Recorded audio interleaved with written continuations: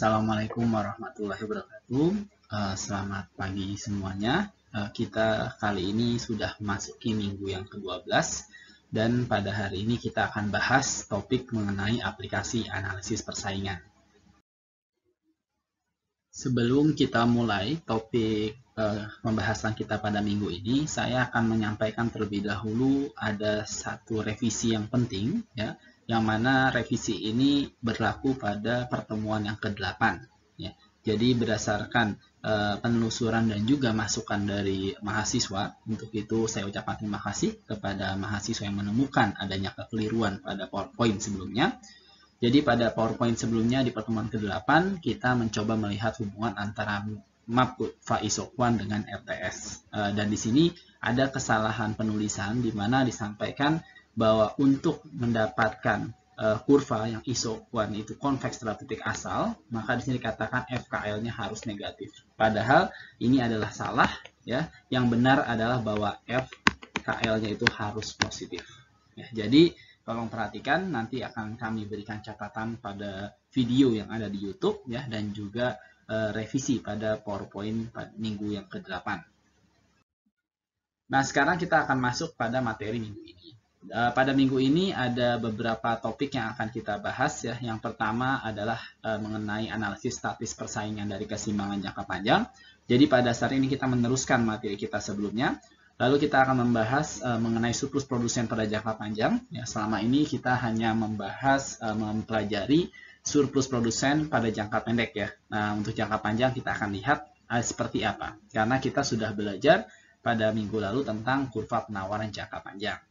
Lalu kita juga akan melihat mengenai efisiensi ekonomi dan bagaimana cara kita menganalisis kesejahteraan atau welfare. Lalu kita lanjutkan dengan price controls dan juga kelangkaan. Dan selanjutnya adalah tax incidence. Dan terakhir adalah hambatan perdagangan. Nah, ketiga aspek yang terakhir tadi saya sebutkan itu nanti kita akan lebih fokus kepada welfare, ya, atau dampak daripada kesejahteraan yang tercipta dari 3 kebijakan tersebut.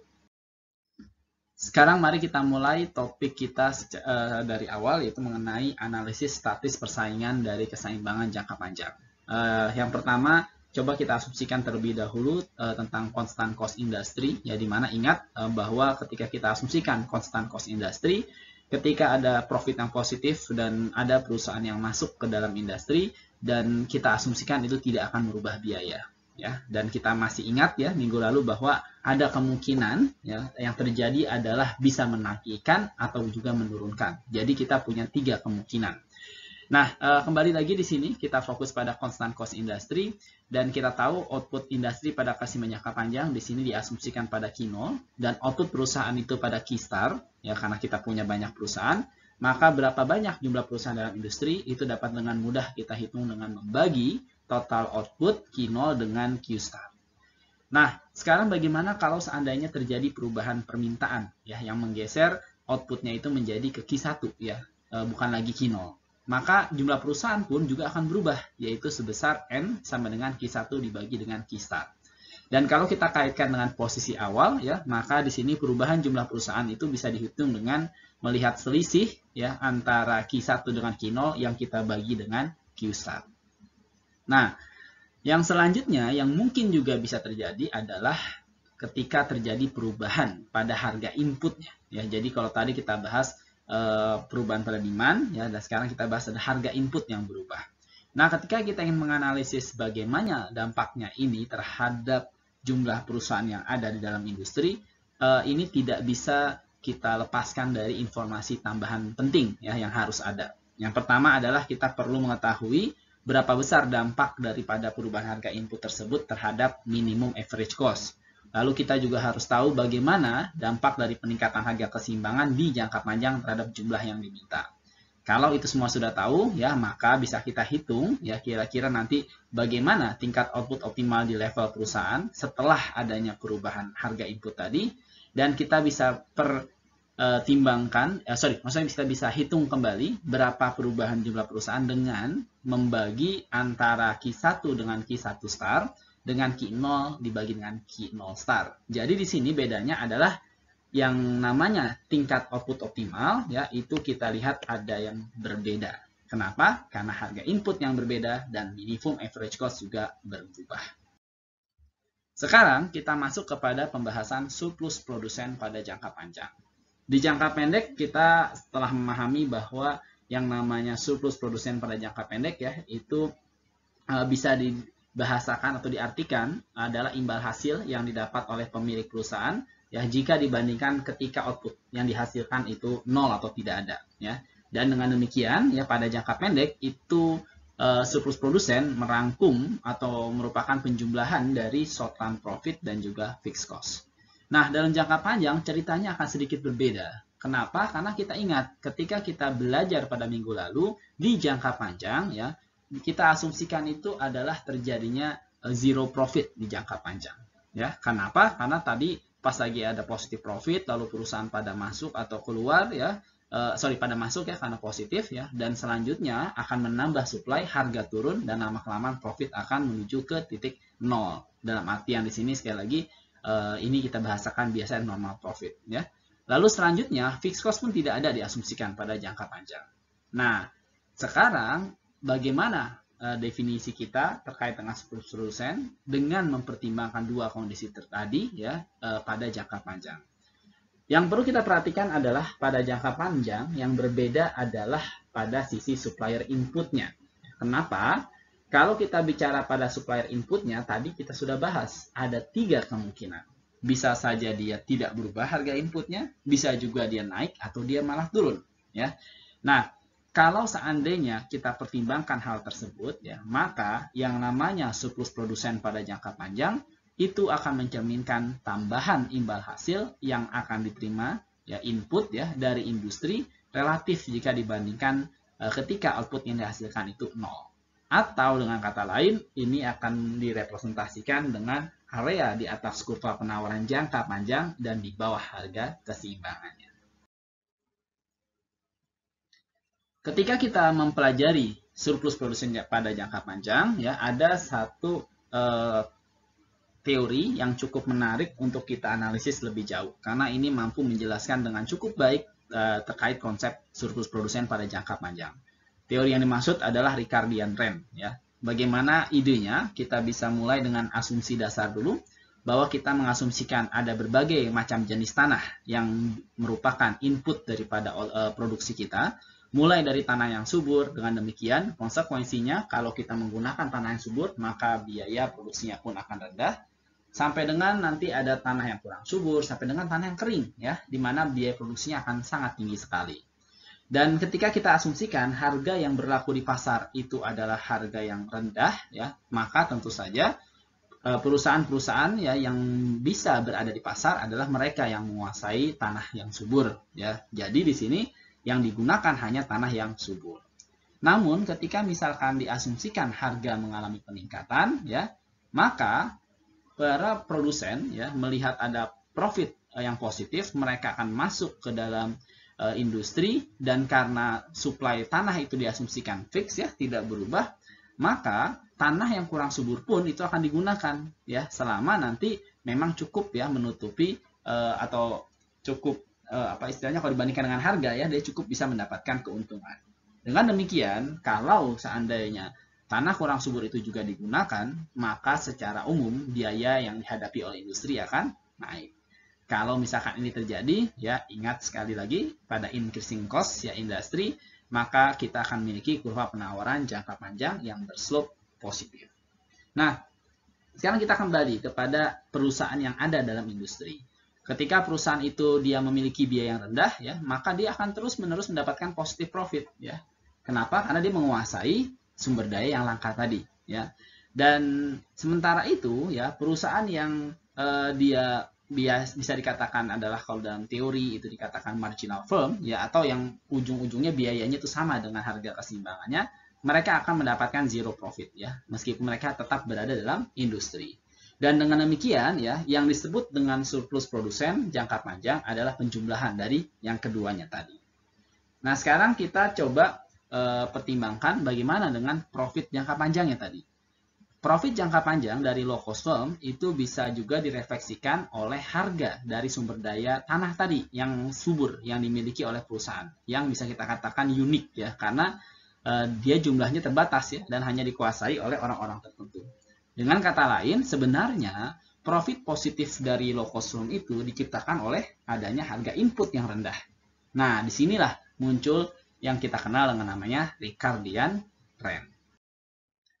Selanjutnya di sini kita akan bahas mengenai efisiensi ekonomi dan analisis kesejahteraan. Ya, sebelumnya kita sudah bahas mengenai surplus produsen pada jangka panjang. Ya, sekarang kita akan gunakan informasi tersebut. Jadi kita bisa ketahui bahwa kalau seandainya harga keseimbangan di P-star, maka wilayah segitiga yang di atas harga keseimbangan itu adalah surplus konsumen, sedangkan wilayah segitiga yang di bawah itu adalah surplus produsen. Dan kalau seandainya ya kita jumlahkan kedua surplus ini, ya maka ini akan memperlihatkan pada kita tentang total nilai yang diciptakan oleh transaksi yang terjadi, atau yang kita kenal juga atau kita bisa gunakan sebagai proksi dari kesejahteraan. Dan berdasarkan teori, ya area yang tadi kita sebutkan atau penjumlahan dari surplus produsen surplus konsumen itu nanti akan dimaksimumkan ya pada saat keseimbangannya adalah mengikuti competitive market. Sekarang kita coba lihat bagaimana kaitannya ketika kita gunakan pendekatan matematika. Ya, kita tahu tadi bahwa welfare itu adalah penjumlahan antara consumer surplus dan producer surplus ya. Sehingga di sini kita lihat CS tambah PS ya, dan kita tahu bahwa CS itu adalah ya, atau consumer surplus itu ada wilayah di bawah kurva demand di atas harga keseimbangan ya. Jadi di sini dicerminkan oleh UQ dikurangi dengan PQ ya, karena kita mencari luas area ya sekali lagi di sini. Ya, lalu kita juga tahu bahwa producer surplus itu adalah di bawah harga keseimbangan di atas kurva supply ya. Di sini ada PQ dan di sini ada 0 sampai dengan Q, PQ, DQ. Dan kalau seandainya ya kita lanjutkan ya, maka kita akan dapatkan ini adalah UQ ya dikurangi dengan integral 0 sampai Q, PQ, DQ. Dan kita tahu ya dari teori yang kita bahas pada minggu lalu bahwa pada jangka panjang ya PQ itu sama dengan AC sama dengan MC ya, atau demand-nya itu sama dengan AC sama dengan MC. Nah, kalau seandainya kurva yang tadi yang mencerminkan welfare tadi kita turunkan terhadap Q ya, maka kita akan dapatkan adalah U aksen Q sama dengan P yang merupakan fungsi dari Q sama dengan AC sama dengan NC. Dengan kata lain ya, bahwa kesejahteraan itu akan maksimum ketika nilai marginal dari Q-nya untuk setiap konsumen itu akan sama dengan harga pasarnya, atau yang di sini sebenarnya telah dicerminkan oleh keseimbangan pasar.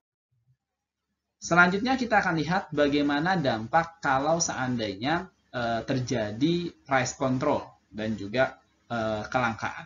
Ya, di sini pertama kita asumsikan terlebih dahulu ya bahwa kurva permintaannya itu ada pada D, sedangkan kurva supply-nya ada di jangka pendek itu ada SS dan jangka panjang adalah LS ya. Dan diasumsikan misalkan terjadi peningkatan demand ke D aksen ya. Jadi sini kalian bisa lihat ya, kita sudah punya kurva demand yang baru. Dan selanjutnya ketika misalkan sudah berubah ke D aksen, maka tentu saja ya harga yang akan dihadapi sekarang sudah naik ke P2 ya. Dan pada saat itu ya P2 itu nanti akan ada di sini ya, ini P2. Dan ketika harga tadi sudah naik ya, tentu saja ini akan membuka adanya profit yang positif ya. Dan ini akan mengakibatkan apa? Banyak perusahaan baru yang masuk ke dalam industri. Dan kalau seandainya perusahaan baru itu masuk ya, maka lama-kelamaan dalam jangka panjang ya, kita akan memiliki harga yang berubah ke P3 ya. Kenapa? Karena tadi outputnya semakin meningkat ya, dan dengan demikian ya di sini kalian bisa lihat ya, kita sudah sampai kepada kurva penawaran jangka panjang atau LS. Selanjutnya, ya, misalkan pemerintah memandang bahwa harga pada Q3 di jangka panjang itu dirasakan masih terlalu tinggi. Ya, oleh karena itu, pemerintah memberikan kebijakan ya bahwa harga nanti akan ditetapkan pada level P1 misalkan di sini.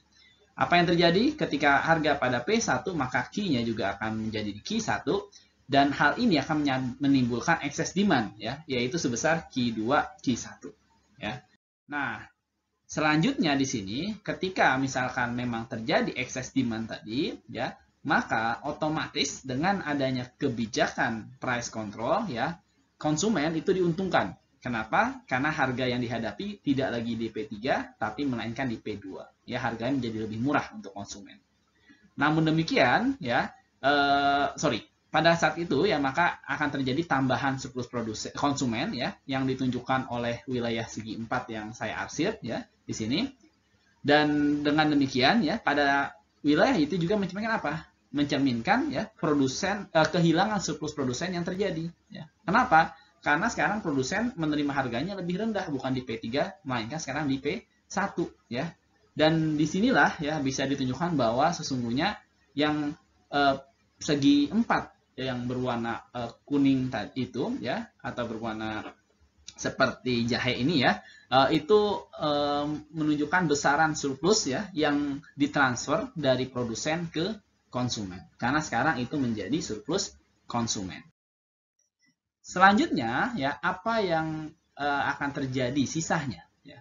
Selain tadi yang sudah kita bahas ya maka sesungguhnya akibat adanya price control ya maka akan muncul wilayah segitiga. Di sini ada dua ya, ada wilayah segitiga kuning yang di atas dan wilayah segitiga yang berwarna orange yang di bawah ya. Wilayah segitiga yang kuning itu sebenarnya adalah wilayah yang mencerminkan tambahan surplus konsumen yang sebenarnya bisa didapatkan kalau seandainya tidak ada price control ya. Tetapi tadi karena ada price control maka ini tidak tercipta. Selanjutnya, wilayah segitiga yang lebih kecil yang berwarna orange ya, itu menunjukkan tambahan surplus produsen ya yang mungkin saja didapatkan kalau seandainya tidak ada price control. Jadi, baik produsen maupun konsumen sama-sama kehilangan potensi ya untuk mendapatkan surplusnya ya ketika ditetapkannya ke price control.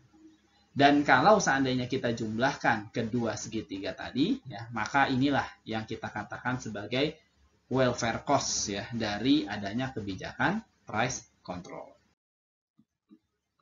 Nah, selanjutnya kita akan tambahkan analisis kita, yaitu untuk melihat ya tax incidence, atau kita akan bahas mengenai apa yang akan terjadi ya pada welfare kalau seandainya pemerintah menerapkan pajak ya.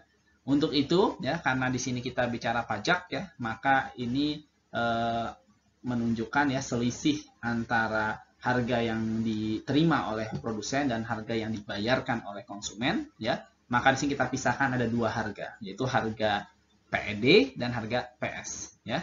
Pajak merupakan selisih dari kedua harga tadi ya dan kalau kita lihat dari sisi berapa perubahannya maka di sini kita tinggal turunkan maka kita punya DPD punya DPS dan kita punya DT ya. Dan dengan mudah ya kalian bisa tuliskan bersama menjadi DPD minus DPS sama dengan DT. Dan ingat ya, kalau kita bicara keseimbangan, maka QD harus sama dengan QS ya. Dan kalau ada perubahan pada demand, itu harus juga dikompensasi dengan perubahan pada supply. Maka kita punya adalah DQD sama dengan DQS. Dan kalau seandainya saya tulis mau lebih lengkap ya di sini, ya maka kita bisa tuliskan bahwa DQD sama dengan DP, DPD, ya, sedangkan DQS sama dengan SP, DPS, ya. Dan kalau seandainya kalian lihat, saya punya di sini DPD min DPS sama dengan DT, maka dapat dengan mudah saya tulis lagi DPS itu sama dengan apa? DPD dikurangi DT, ya. Dan ini kita substitusikan sehingga ketemu persamaannya seperti ini, ya. Dan dengan demikian kita akan dapatkan bahwa SP DPD ya min SPD T ya sehingga kita bisa melihat bagaimana ya pengaruh pajak terhadap price yang diterima oleh konsumen dan bagaimana pengaruh pajak ya yang diterima terhadap harga yang diterima oleh produsen ya. Jadi di sini kita lihat pengaruh kepada kedua pihak atau agen tadi ya. Dan kalau seandainya kita tuliskan dalam persamaan elastisitas, yang kita punya di sini adalah untuk pengaruh pajak terhadap harga yang dibayarkan oleh konsumen adalah ES dibagi dengan ES minus ED. Sementara itu, kalau kita lihat pengaruhnya terhadap harga yang diterima oleh produsen, itu adalah ED dibagi ES minus ED.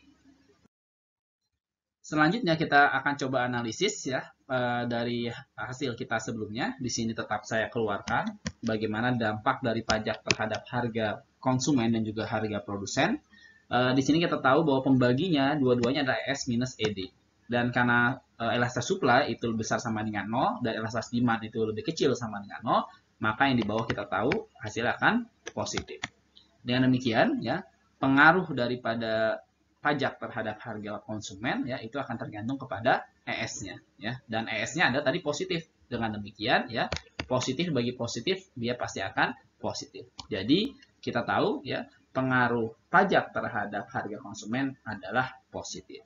Dan sebaliknya di sini ya, karena ED itu adalah negatif ya, maka pengaruh pajak terhadap harga produsen itu akan negatif. Nah, ketika kita lihat dari sisi magnitude daripada elastisitasnya, ya maka kalau seandainya kurva permintaan itu adalah perfectly inelastis atau ED-nya sama dengan 0 ya, maka dengan demikian ya, kalau misalkan ED-nya sama dengan 0 ya, seperti yang kita lihat di sini, maka pajak ya itu akan sepenuhnya dibayarkan oleh konsumen ya.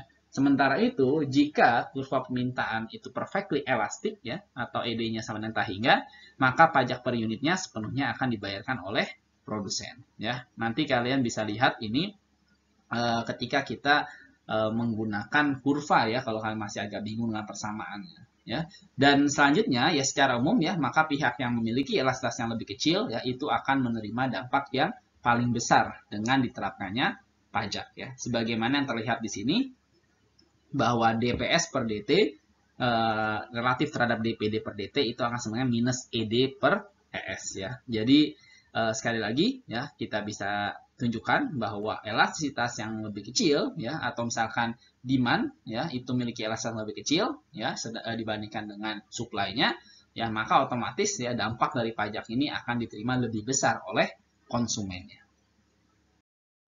Selanjutnya kita akan coba lihat bagaimana dampak terhadap welfare-nya ya, atau kita bicara di sini adalah DWL atau deadweight loss-nya. Nah, deadweight loss itu akan ditunjukkan pada daerah segitiga yang diarsir ya, dan besaran wilayah tersebut ya akan sangat tergantung sekali lagi pada kemiringan kurva demand dan supply-nya, atau tergantung pada elastisitas dari demand dan supply-nya. Dan kalau kita lihat di sini kita punya segitiga ya, dan segitiga inilah yang menunjukkan DWL dari atau sebagai akibat adanya pajak. Dan dapat dengan mudah ya, segitiga adalah luasnya setengah kali luas alas setengah kali alas kali tinggi ya. Maka di sini bisa kita buat DW sama setengah minus setengah ya, dikali DT ya, dikali dengan DQ. Nah, kalau tadi kita menggunakan gambar ya, maka selanjutnya kita bisa juga lakukan pendekatan dengan menggunakan elastisitas ya, atau dengan persamaan di sini. Di sini ya kita tahu ya dari apa yang sudah kita bahas sebelumnya bahwa DQ sama dengan ED DPD dikali Q0 per P0. Jadi pada dasarnya yang kalian lihat di sini adalah kita coba menuliskan elastisitas dengan cara yang sedikit berbeda ya, tidak lagi menggunakan percentage change ya, tapi kita menggunakan turunan. Dan kalau seandainya saya ambil informasi sebelumnya terkait dengan DPD ya, karena kita tahu tadi ya bahwa DPD per DT ya itu sama dengan ES dibagi dengan ES min ED ya. Maka saya bisa cari DPD sama dengan ES dibagi ES minus ED dikali DT ya. Jadi kita cuma rearrange persamaannya ya, lalu kita substitusikan ke sini. Dan dengan demikian ya, dengan menggunakan informasi ini, maka deadweight loss yang kita miliki nanti bisa juga dihitung dengan persamaan seperti yang saya tuliskan dalam slide, yaitu minus setengah dikali DT per P0 kuadrat ya, dikalikan dengan ED kali ES dibagi ES min ED dikali P0 dikali Q0 ya. Ini adalah hitungan atau rumus untuk DWL. Dan dengan demikian kita punya produk daripada ED dengan ES ya, atau perkalian dari atas demand dengan atas supply, yang mengartikan kepada kita bahwa DWL-nya ini akan 0 kalau seandainya salah satu dari ED atau ES itu sama dengan 0. Dan kalau seandainya ED dan ES itu memiliki besaran ataupun nilai atau magnitude yang kecil, maka tentu saja hasil perkaliannya pun juga akan kecil dan DWL juga akan kecil. Aspek yang terakhir itu adalah terkait dengan hambatan perdagangan ya. Di sini diasumsikan ya bahwa pada saat misalkan ya tidak ada perdagangan, maka kita punya Q-star dan P-star. Namun kalau seandainya harga di dunia itu lebih rendah ya, maka harga nanti akan turun ke PW ya atau mengikuti harga dunia. Dan dengan demikian ya, jumlah yang diminta sudah lagi bukan di Q-star melainkan di Q1 dan jumlah yang ditawarkan itu akan turun ke Q2. Nah, dengan demikian ada excess demand di sini. Dan dari mana excess demand itu tutupi? Tentu saja dari impor. Yang besarnya adalah Q1 dikurangi Q2. Dan pada kasus demikian, maka kita bisa tunjukkan bahwa surplus konsumen itu akan naik dan surplus produsen itu akan turun. Ya. Dan ini ya ditunjukkan oleh trapesium yang atas ya dengan segitiga yang bawah. Ya. Dan karena kita bisa melihat ya bahwa di sini timbul juga ya masalah DWL-nya ya. Namun demikian yang menjadi isu adalah kita tidak tahu besaran surplus konsumen dan surplus produsen ya. Yang satu naik, satu turun, saling cancel out ya. Jadi hasilnya tergantung ya sekali lagi dengan masing-masing besarannya ya. Dan dampak international trade terhadap welfare pun menjadi ambigu. Sekarang bagaimana kalau seandainya pemerintah menerapkan hambatan perdagangan dalam bentuk tarif ya? Karena PW di sini maka perusahaan domestik tidak bisa bersaing, ya, maka dikenakan tarif sehingga naik harganya menjadi PR ya di sini. Dan dengan demikian ya kita bisa lihat ya bahwa jumlah yang diminta itu dari awalnya Q1 akan turun menjadi Q3 dan jumlah yang ditawarkan naik ya dari Q2 menjadi Q4 ya. Dan impor sekarang menjadi lebih sedikit ya, sekarang ada sebesar Q3, Q4. Pada kondisi demikian, ya surplus konsumen itu akan mengalami penurunan, ya, dan surplus produsen akan mengalami peningkatan. Dan pada sisi lain, ya, pemerintah mendapatkan pendapatan tarif. Dan pada kasus demikian akan timbul, ya, dua segitiga, ya, yang menunjukkan deadweight loss yang muncul akibat adanya hambatan perdagangan tarif. Nah, selanjutnya, bagaimana cara kita menghitung besaran DWL tadi? Ya, tentu saja tinggal kita cari luasan dua segitiga. Ya. Caranya, ya kita cari dulu yang pertama, DW1 0,5 dikali dengan PR min PW dibagi Q1 min Q3. Ya, sekali lagi ini hanya rumus segitiga biasa. Ya, maka kita akan mendapatkan DW1. Lalu DW2 dengan cara yang sama. Ya, tapi kita perhatikan ya, posisinya berbeda. Dia adalah PR min PW, Q4 minus Q2. Ya, maka ini akan menghasilkan DW2 ya. Dan dari sinilah kita bisa dapatkan totalnya itu sebagai DWL. Pemerintah juga dapat menerapkan hambatan perdagangan dalam bentuk yang lain ya, bukan hanya tarif tapi juga seperti kuota impor ya, di mana impor dibatasi sebesar misalkan Q3 minus Q4 ya. Bagaimana dampak yang ditimbulkan? Secara umum akan sama dengan tarif, di mana kita akan memiliki surplus konsumen turun, kita akan memiliki surplus produsen yang naik ya. Namun bedanya adalah kalau seandainya pemerintah menggunakan toolsnya kuota, maka tidak akan tercipta penerimaan pemerintah ya karena nggak ada tarif tadi. Dan dengan demikian ada tambahan DWL sebesar segi 4 yang di tengah-tengah yang dua segitiga tadi ya, dan dengan demikian DWL-nya menjadi lebih besar.